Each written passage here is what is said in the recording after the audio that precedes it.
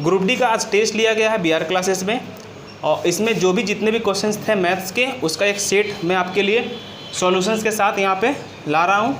इन सारे क्वेश्चंस को पहले आप पेन और कॉपी लेकर के सॉल्व कीजिएगा, साथ साथ वीडियो प्ले कीजिएगा और देखिएगा फाइनली लास्ट में कितने मार्क्स आपका आया है। ठीक है, चलिए आज का हम लोग क्लासेस स्टार्ट करते हैं, टेस्ट स्टार्ट करते हैं। देखिए पहला क्वेश्चन बोला है कि त्रिभुज के 3 भुजाओं के मध्य बिंदु दे दिए हैं और केंद्रक का निर्देशांक पूछता है। त्रिभुज के तीनों भुजा का मध्य बिंदु दे दिया है, 1, 2 और 3 दे दिया है। पूछता है केंद्रक का निर्देशांक। देखिए जब भी केंद्रक का निर्देशांक पूछेगा त्रिभुज में, किसके बारे में, केंद्रक में, तो याद रखिएगा तीनों मतलब केंद्रक जब भी पूछेगा तो क्या कीजिएगा, जैसे यहाँ पे मान लीजिए x1 और y1 है, यहाँ पर x2 और y2 है और x3 और y3 है। तो केंद्रक जब भी पूछेगा तो x y का जो केंद्रक में मान होगा यहाँ पर वो कैसे आएगा, ध्यान से समझिएगा। तीनों x को जोड़ देंगे, तीनों y को जोड़ देंगे, 3 से डिवाइड कर देंगे, यही हो जाएगा केंद्रक का मान। मतलब यहाँ क्या लिखेंगे हम, x1 plus x2 plus x3 by 3 बराबर y1 plus y2 plus y3 by 3। इसका मतलब क्या करेंगे, क्वेश्चंस में देखिए क्या क्या दिया हुआ है, यहाँ पे 1 और 1 दिया हुआ है, यहाँ देखिए कितना दिया हुआ है, 7 और 3 दिया हुआ है, और यहाँ कितना दिया हुआ है, 3 और 7 दिया हुआ है। तो x का मान को जोड़िए पहले आप, यहाँ आ जाएगा 1 7 8 8 3 11, ये क्या लिखेंगे 11/3, और यहाँ क्या लिखेंगे 1 7 8 8 और 3 11/3। ऑप्शंस में देखिए आ गया होगा आंसर। क्लियर है, समझ में आ गया। जब केंद्रक पूछे तो क्या करना है, x का टोटल सम कर देंगे, y का टोटल सम कर देंगे, जितने x से जितने y से डिवाइड कर देंगे। आगे समझ में। चलिए नेक्स्ट क्वेश्चन पे चले। एट डिस्टेंस है, बढ़िया समझिएगा।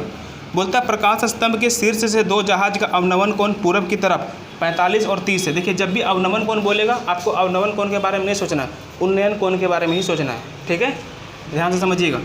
जैसे ये एक प्रकाश स्तंभ है, 2 जहाज A और यहाँ B है, कितना है A और B, इसके शीर्ष से दोनों को मिलाया गया ऐसे और मिला दिया है। दोनों जहाज के बीच की दूरी कितना दिया हुआ है, 100 मीटर। ये एक जहाज यहाँ, एक जहाज यहाँ, इन दोनों के बीच का दूरी कितना, 100 मीटर। पूछा ये प्रकाश जो स्तंभ है इसकी ऊंचाई कितना है, ये पूछा है। ये हाइट के बारे में पूछा, ये हाइट होगा कितना, ये आया समझ में।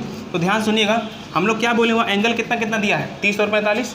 ठीक है, सामने वाला एंगल बड़ा होगा, ये हो जाएगा 45 और ये हो जाएगा 30। आपको उन्नयन कोण के बारे में नहीं सोच, उन्नयन अवनमन जब भी बोल देगा अवनमन कोण, आपको उसके बारे में टेंशन नहीं लेना, उसको उन्नयन कोण लेके बनाना है। ठीक है, इसका रीजन आपको पहले बता चुके हैं क्या, क्यों है ना, क्योंकि वो क्या होता है पैरेलल लाइन के बीच में बनता है। ध्यान से समझिएगा। देखिए हम लोग नंबर याद किए थे, वो जब मेरे पास एंगल 45 45 और 90 होता है तो यहाँ पे 1 1 और √2 ये रेशियो यूज करते हैं। इसके बाद जब मेरे पास 30 60 और 90 बनता है तो यहाँ पर 1 √3 और 2 इसका रेशियो यूज करते हैं, ये नहीं यूज करते हैं, बस इसी से बना लेना जल्दी से आपको। देखिए पहले सबसे पहले आप सामने वाला ट्रायंगल को देखिएगा, ये सामने ट्रायंगल है तो 45 के सामने का वैल्यू कितना होगा 1, तो ये भी 45 होगा इस ट्रायंगल में, तो इसका भी सामने का वैल्यू कितना होगा 1, यहाँ से यहाँ तक का दूरी कितना होगा 1। आगे समझ में यहाँ तक। अब बड़ा ट्रायंगल को देखिए, बड़ा ट्रायंगल में ये 30 है तो 30 के सामने 1, मतलब ये 1 ही होगा। जब ये 30 है तो ये पूरा वाला कितना होगा 60 होगा, तो 60 के सामने में ये पूरा कितना होगा √3 होगा। चूँकि यहाँ तक 1 है या पूरा √3 है तो ये वाला हिस्सा क्या होगा, √3 में 1 कम कर देंगे तो आ जाएगा, तो ये हो जाएगा √3 - 1, ये हिस्सा। इसका मतलब √3 - 1 बराबर क्या हो जाएगा 100। √3 - 1 बराबर क्या होगा 100। तो हमसे पूछा ये 1 का मान, इसका मान निकालेंगे, क्या आएगा, यही पूछा है। क्लियर है, आ रहा समझ में। इसको यहाँ सॉल्व कर देते हैं। ठीक है, देखिए इसको सॉल्व करेंगे तो क्या आएगा 100 बाय √3 - 1। इसको रेशनलाइज कर दीजिए तो क्या आ जाएगा √3 + 1 बाय √3 + 1। ठीक है, ऊपर में क्या आ जाएगा 100 × √3 + 1 और डिवाइड किससे करेंगे a + b a - b, a² - b², √3 का स्क्वायर 3 - 1 मतलब 2, इससे कट जाएगा 50 बार में। इसका मतलब मेरा फाइनली आंसर क्या आ गया 50 × √3 + 1। ऑप्शन मिला लीजिए, हो गया आंसर। क्लियर है। तो हाइट एंड डिस्टेंस में ये वाला टाइप आपको ध्यान में रखना, आते रहता है, ठीक है ना। आगे बढ़ते हैं हम लोग, समझ में आ गया। देखिए क्वेश्चन नंबर 3 क्या बोला है, बढ़िया सवाल है। किसी समकोण त्रिभुज की भुजा 6, 8 और 10 सेंटीमीटर है, ठीक है। त्रिभुज के अंदर बनने वाले अधिकतम साइज के वर्ग का क्षेत्रफल क्या होगा यदि 90 डिग्री कोण वाले शीर्ष पर वर्ग का एक शीर्ष है। मतलब ये हो गया कि एक राइट एंगल ट्रायंगल है जिसका साइड दे दिया है, कितना कितना दिया हुआ है, 6, 8 और 10। इसमें मैक्सिमम साइज का एक वर्ग बनाना है। तो कैसे बनेगा, ध्यान से सुनिए। मान लीजिए ऐसे बना होगा, ऐसे हमसे इसका क्षेत्रफल पूछ रहा है, क्या पूछ रहा है। तो ध्यान में रखिएगा, कभी भी एक ट्रायंगल के अंदर में मैक्सिमम साइज का कभी भी स्क्वायर पूछेगा तो ध्यान रखिएगा तो क्या करना है। इसका तरीका है मैक्सिमम साइज का एक वर्ग का क्षेत्रफल पूछा है। तो पहले ये बताइए, वर्ग का क्षेत्रफल निकालने के लिए हमको साइड चाहिए पहले। तो साइड निकालने का क्या तरीका है, ध्यान से सुनिएगा। साइड जो है वो निकालने का क्या तरीका है, आधार गुना ऊंचाई, बेस इंटू हाइट, इंटू कर देंगे, नीचे बेस प्लस हाइट, ये कर दीजिएगा शॉर्ट फार्मूला, समझ में आया। आधार गुना ऊंचाई और नीचे क्या करेंगे, दोनों का सम। तो बताइए आधार गुना ऊंचाई करेंगे तो क्या आ जाएगा, 8 छक 48 और नीचे जोड़ देंगे तो क्या आएगा 14। इसको छोटा कीजिए, 7 24, ये क्या निकला, साइड निकला, ए का मान। तो एरिया क्या होता है, एरिया होता है साइड का स्क्वायर, ए स्क्वायर होता है कि नहीं, साइड का स्क्वायर। तो बताइए साइड क्या मिला, 24/7 का स्क्वायर कर दीजिए, क्या हो जाएगा 576 और नीचे में 49। बोलिए समझ में आ गया, क्लियर है। तो ध्यान में रखिएगा, कभी भी आपके पास अगर पूछता है मैक्सिमम साइज का ट्रायंगल के अंदर में एक क्या स्क्वायर, उसका एरिया, तो तरीका क्या है, आधार गुना ऊंचाई, नीचे में आधार प्लस ऊंचाई, ठीक है। ध्यान में रखिए, उससे साइड निकल जाएगा, बाकी तो पता है आपको कि साइड का स्क्वायर कर देना, क्लियर है। चलिए आगे बढ़ते हैं। नेक्स्ट क्वेश्चन जो है वो है आपका है कंपाउंड इंटरेस्ट से। क्या बोलता है, ध्यान से सुनिए, ऐसा ही क्वेश्चन आएगा आपके पास। बोलता है यदि 1200 रुपये 2 वर्षों में चक्रवृद्धि ब्याज पर 1323 रुपया हो जाता है तो 1600 रुपया उसी दर से 3 साल में कितना हो जाएगा, मतलब सेम रेट है कि नहीं। तो आपको क्या बोले थे कि जैसे कंपाउंड इंटरेस्ट बढ़ रहा है उस पर ध्यान दीजिए। जैसे 1200 रुपया है, ये 1200 रुपये बन कितना गया 1323। हम लोग क्या कंसेप्ट सीखे थे कि जब भी आगे बढ़ता है, रुपए आगे बढ़ता है तो ये अमाउंट का रोल निभाता है, इसके पीछे वाला प्रिंसिपल का रोल निभाता है। तो आपको देखना है कि किस रेशियो में चेंज हो रहा है, किस रेशियो में चेंज हो रहा है। सेम आगे 1600 रुपया उसी रेशियो में चेंज करना है, आया समझ में, जिस रेशियो में चेंज होगा। आपको यहाँ से 2 साल में चेंज हो रहा है, कितना साल में चेंज हो रहा है 2 साल में। आपको देखना है कि किस रेशियो में चल रहा है। 2 साल में बदला, इसका मतलब रूट निकालेंगे, 3 साल में बदलेगा तो क्यूब रूट निकालेंगे, इससे 1 साल का बेस मिल जाएगा प्रिंसिपल और अमाउंट का, है कि नहीं। तो देखिए 1 साल में निकालने के लिए पहले इसको जो अगर ये छोटा हो तो छोटा कर लीजिए, 3 से कटेगा, उसके बाद रूट लगाएंगे, है ना। चलिए ये 3 से कितने बार में 400, आई 3 से काटेंगे तो 441। चूँकि ये 2 साल का है ना, तो 1 साल निकालने के लिए इसे क्या कर देंगे, रूट कर देंगे, ये निकल जाएगा 20, ये निकल जाएगा 21। इसका मतलब 20 से 21 हो गया, 20 से 21 हो गया। इसका मतलब क्या बोल सकते हैं, 5% रेट है। रेट क्या है 5% बोल सकते हैं। इसका मतलब यहाँ पर हमको 5% 3 साल का निकालना पड़ेगा, वो एक तरीका है। या तो 3 साल वाला कोड लगा लीजिए, मतलब 20 से 21, 20 से 21, 20 से 21, वो भी कर सकते हैं। आया समझ में। जैसे हमको क्या मिल गया, प्रिंसिपल क्या मिल गया 20 और ये कितना मिल गया 21, तो कितना साल तक ये चलेगा, यहाँ पे 3 साल तक चलेगा। तो बताइए प्रिंसिपल कितना हो जाएगा 8000, ये कितना हो जाएगा 9261 होगा। इसका मान क्वेश्चन में दे दिया, देखिए कितना है 1600। 8000 को 1600 लाने के लिए 5 से डिवाइड किया जाएगा, इसको भी 5 से डिवाइड करने से मेरा आंसर आ जाएगा। किससे डिवाइड कर देंगे 5 से, तो 5 से डिवाइड करेंगे तो कितना बार में लगेगा 18 5 90, 2 बचेगा 25 हो गया, 26 हो गया, 5 बचे 25, 1 बचेगा, 5 दूनी 10.2। इसका मतलब 3 साल में कितना पैसा हो जाएगा 1852.2। मीनिंग समझ में आया। यहाँ से हम रेट पता कर लिए, ऐसे लिख लिए, इतना आपको करने की ज़रूरत भी नहीं था। आपको ध्यान में रखना है 20 और 21 क्यूब करेंगे, 8000 का मान क्यूब करेंगे 9261। एटलीस्ट आपको 21 तक का क्यूब तो याद रखना होगा। 21 ने 26 तक का क्यूब याद रख लीजिएगा, क्योंकि वो 26 तक का क्यूब यूज होता है। जब 4% आएगा तो क्या लिखेंगे 1/25, तो 26 हो जाएगा। समझ में आ गया। नेक्स्ट क्वेश्चन पे चलते हैं। आइए क्वेश्चन नंबर कितना 5 होगा। देखिए 5 जो एक सिंपल इंटरेस्ट से है, ये क्वेश्चन, ये बहुत आसान क्वेश्चन है, आपको तो इसमें लिखने की ज़रूरत नहीं होना चाहिए, पढ़ते हैं वैसे ही हो जाएगा। सुनिएगा, एक निश्चित धनराशि का 5 साल के लिए एक निश्चित दर से साधारण ब्याज पर निवेश किया गया। मतलब क्या बोला है, धनराशि निश्चित है और दर भी निश्चित है कि नहीं। बोलता है यदि 10% रेट अधिक होता तो 2000 रुपये अधिक मिलता। हम आपको ये चीज़ समझाए हैं कि कभी भी पैसा बदलेगा, उसको बदलने के लिए अमाउंट क्या होता है, अमाउंट होता है प्रिंसिपल प्लस एसआई। मतलब अमाउंट जो है वो 2 आदमी बदलेगा, एक प्रिंसिपल बदलेगा, एक एसआई बदलेगा। ये बदलेगा तो ये बदल जाएगा, ये बदलेगा तो ये बदल जाएगा, ये मीनिंग है। अब एसआई में 2 आदमी होता है, आर और टी, ये बदलेगा, ये दोनों में से कोई भी बदलेगा तो ये बदल जाएगा। मतलब ये तीनों में से कोई भी बदलेगा तो ये बदल जाएगा। हमको क्वेश्चन में बोला प्रिंसिपल नहीं बदला है, रेट नहीं बदला है, बदला कौन है, टाइम बदला है, अच्छा रेट बदला है ना, ठीक। तो ध्यान से सुनिए, हमसे वो बोला क्वेश्चन में क्या बोला है, रेट बदला है, टाइम जो है 5 साल है कि नहीं, 5 साल है। तो ध्यान से सुनिए, रेट बदला है, रेट 1 साल में कितना बदला है 10%, 5 साल में कितना बदलेगा 50%, मतलब पहले से 50% ज़्यादा हो गया। इसका कीमत कितना दिया हुआ है 2000 रुपये। प्रिंसिपल पूछा, प्रिंसिपल कितना होता है 100%, इसका मतलब कितना हो जाएगा। बस यही ध्यान देना है कि क्या बदला है। 1 साल में 10% ज़्यादा मिल रहा है तो 5 साल में 50% ज़्यादा मिलेगा, रुपए में वो 2000 है।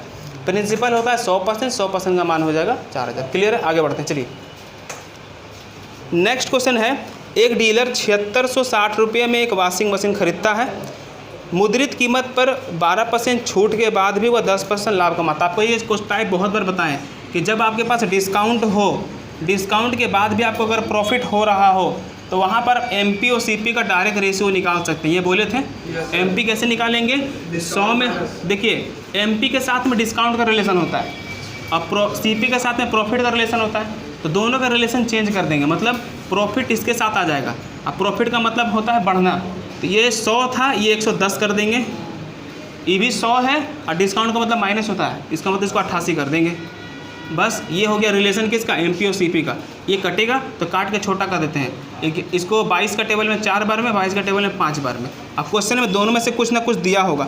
एक डीलर ने 7660 रुपया में एक वॉशिंग मशीन खरीदता, मतलब खरीदना मतलब सीपी का मान दे दिया है 7660, कितना गुना है देख लीजिए, 19 चौक 76 और 15 चौक 60, 1915।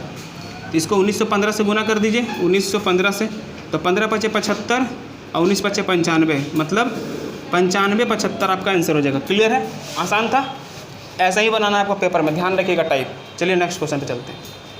देखिए इसके बाद जो क्वेश्चन है वो मेंसुरेशन से, हर एक चैप्टर को हम लोग देख रहे हैं कि नहीं, लेकिन आप लॉजिक सीखिएगा, कैसे अटेम्प्ट करना है वो देखिएगा।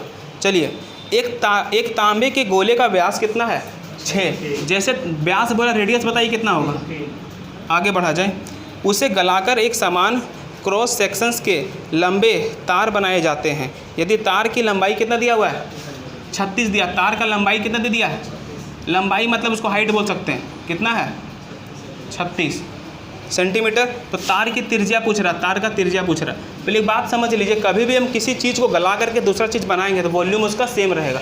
इसका मतलब यहाँ पे वही करना है। यहाँ गोला का जो गोला का वॉल्यूम है वो किसका वॉल्यूम के बराबर होगा, तार कैसा होता है बेलन के साइज़ का। तो बताइए गोला का वॉल्यूम क्या होता है 4/3 पाई आर क्यूब, ये किसके बराबर होगा पाई आर स्क्वायर एच। आया समझ में, चूँकि पाई दोनों में सेम, हटा दीजिए पाई को पहले। क्लियर है, अब इसको सॉल्व करते हैं। यहाँ क्या लिखेंगे 4/3 और आर कितना दिया हुआ है, तो 3 बार 3 लिख लीजिए आप यहाँ पे, बराबर यहाँ पे आर स्क्वायर, आर हमको नहीं पता है लेकिन एच उसका हाइट कितना है 36। क्लियर है, इसको 1 3 यहाँ से काट देते हैं, 4 तिया 12 और 12 तिया 36, 3 से 3 गया, आर स्क्वायर बराबर 1, आर स्क्वायर बराबर 1, तो आर बराबर कितना होगा 1। बोलिए बात समझ में आया, क्लियर है, समझ गए। तो ध्यान में यही रखिएगा, कभी भी किसी चीज़ को गला के दूसरा चीज़ बनाएंगे वॉल्यूम सेम होगा। मीनिंग समझ में आ गया। नेक्स्ट क्वेश्चन चलिए देखिए, इसके बाद एक आपका एज से क्वेश्चन है जो कंडीशनल क्वेश्चन है, थोड़ा बहुत पढ़ना है हो जाएगा। देखिए बोलता ए का जन्म 20 से 5 साल पहले हुआ था, ए का जन्म 20 से 5 साल पहले हुआ था, इसका अर्थ हुआ ए बड़ा है 20 से, है कि नहीं। ए बड़ा है कितना 20 से 5 साल का, ए बड़ा है 20 से कितना साल का, यहाँ लिख देते हैं, ऐसे समझ में आएगा आपको। ठीक है, आगे देखा जाए। बोलता है बी सी से 2 वर्ष छोटा है। बी जो है सी से छोटा है। बी जो है किससे छोटा है? सी से। देखिए इस बार सी बड़ा है किससे? बी से बड़ा है। कितना साल का? इसका मतलब ये 2 साल का बड़ा है, ऐसे लिख सकते हैं। अब इसका रिलेशन इसके साथ लगा सकते हैं। देखिए तो जल्दी से कोशिश सोचिए यहीं पर कि सी जो है बी से 2 साल का बड़ा है और ए जो है बी से 5 साल का बड़ा है, तो ए सी से 3 साल का बड़ा हुआ। तो बोल सकते हैं कि ए सी से कितना साल का बड़ा होगा? 3 साल का। हम डेटा यहीं तक ले लिए टोटल। अब आगे बढ़ते हैं हम लोग। देखिए क्या बोलता है, बोलता है जो कि डी से 5 वर्ष छोटा है। किसका बात कर रहा है? सी का। सी का बात कर रहा है। सी जो है डी से 5 साल का छोटा है। इसका मतलब हम क्या लिख सकते हैं? ध्यान से देखिएगा, डी बड़ा है सी से। डी बड़ा सी से और कितना साल का बड़ा है? 5 साल का। सी से 5 साल का बड़ा है तो ए से कितने साल का बड़ा होगा? डी 2 साल का बड़ा होगा। आगे क्या पूछा? ए सी से कितना साल का बड़ा? अरे तो यहीं पे आंसर है, आगे जाने की क्या ज़रूरत? डी का ज़रूरत ही नहीं है हमको पूछा है ए और सी का रिलेशन। ए सी से कितना साल का बड़ा है? 3 साल। ख़त्म हो गया। डी केवल ऐसा ही पूछ लिया था। मीनिंग समझ में आ गया? चले आगे। 6 घंटियाँ एक साथ बजना आरंभ होगी। ये घंटियाँ 2, 4, 6, 8, 10 और 12 सेकेंड के अंतराल में बजती है। तो 30 मिनट में कितनी बार बजेगी? देखिए ये सवाल गलती करने वाला सवाल है, याद रखिएगा। इसमें आप गलती करेंगे, बहुत लोग गलती करेंगे। रीज़न क्या है? मीनिंग बताते हैं। आपको पता है कि ये इस तरह का क्वेश्चन आता तो हम एलसीएम लेते हैं, कब इकट्ठा बजेगा। आप इसका एलसीएम लीजिए, क्या आएगा? 2 का टेबल में 4 आता, खत्म, ये खत्म, ये खत्म। कितना आएगा? 120 सेकंड। 120 सेकंड को 2 मिनट बोलेंगे। इसका मतलब आप किए का बोलेंगे 2 मिनट में एक बार 7 बजता है, तो 30 मिनट में कितना बार बजेगा? बोलेगा 15 बार। लेकिन ये हो जाएगा आपका गलत। ये क्या हो जाएगा? गलत। क्यों? बताते हैं। ये सारा का सारा शुरुआती वाला भी गिनना, मतलब शुरुआत में एक बार बजा फिर आगे बढ़ा, तो इसका मतलब 15 बार तो 30 मिनट में बजा। मतलब से गैपिंग मिला 30 बार। 30 बार गैपिंग मिला। 30 मिनट में 2-2 का अंतराल के बार आया? 15 बार। लेकिन शुरुआत वाला भी गिनना है। इसका मतलब जब भी ये वाला क्वेश्चन आएगा कितना बार बजा, एक बार और जोड़ देना है। इसका मतलब आंसर कितना होगा? 16 बार। ये वाला आंसर होगा आपका सही, याद रखिएगा। कभी भी समय देगा, बोलेगा कितना बार बजा है, तो जितना बार वो आंसर आएगा उसमें एक जोड़ देगा, क्योंकि फर्स्ट वाला हम नहीं काउंट करते हैं। समझ में आया? ये वाला गलती होने वाला क्वेश्चन है। आगे बढ़े, चलिए नेक्स्ट क्वेश्चन देखिए। ये क्वेश्चन भी रिपीट होता है। क्या पूछा है? दिए गए चित्र में ए डी बी ए सी का समद्विभाजक है। एंगल बाइसेक्टर है ये, है कि नहीं? बी ए सी को एंगल को बांट रहा है, तो ए बी का मान पूछता हमसे। किसके बारे में पूछा? ए बी के बारे में। ऐसा दिया हुआ, देखिए बढ़िया से, ऐसे दिया हुआ है। ये ए है, ये बी है, ये सी है, ये डी है। इसमें ये 3 दे दिया है, ये 4 दे दिया है, ये 7 दे दिया है। हमसे इसके बारे में पूछा। ध्यान सुनिएगा, जब भी एंगल बाइसेक्टर होगा तो ये ध्यान रखना है कि एंगल जिस साइड से बना है, ये एंगल जो इन दोनों साइड से बना है, तो इसका जो वैल्यू होगा, इसका जो रेशियो होगा, वो सामने वाले भुजा को उसी अनुपात में बांटेगा। ये जिस अनुपात में होगा, सामने वाले भुजा उसी अनुपात में बांटेगा। इसका मतलब ये जो भुजा है वो इसके बराबर है और ये जो भुजा है वो इसके बराबर है। मीनिंग समझ में आया? मतलब बोल सकते हैं 4 और 3 ये किस रेशियो में है? ये अनुपात किस रेशियो में है? 3 और 4। वो किसके बराबर होगा? इसके और इसके बराबर होगा। हमको ये ए बी नहीं पता है, ए बी नहीं पता, लेकिन पता क्या है? बस इसको सॉल्व करेंगे, ए बी निकल जाएगा। मीनिंग समझ में आया कि जब भी एंगल बाइसेक्टर होगा, जो अगल बगल का साइड है वो सामने वाले भुजा को उसी रेशियो में बांटेगा जिस रेशियो में खुद है। आया समझ में? तो ये इसके बराबर होगा, इसके बराबर ये होगा। आया समझ में? इसमें से जो नहीं दिया उसको सॉल्व कर लीजिए। क्या करेंगे? 21/4। ए बी बराबर क्या होगा? 21 बटे, तो कितना लिखेंगे? 5.25 सेंटीमीटर। बोलिए समझ में आया? ईजी था? समझ में आ गया? मीनिंग याद रखिएगा। नेक्स्ट क्वेश्चन में चलते हैं।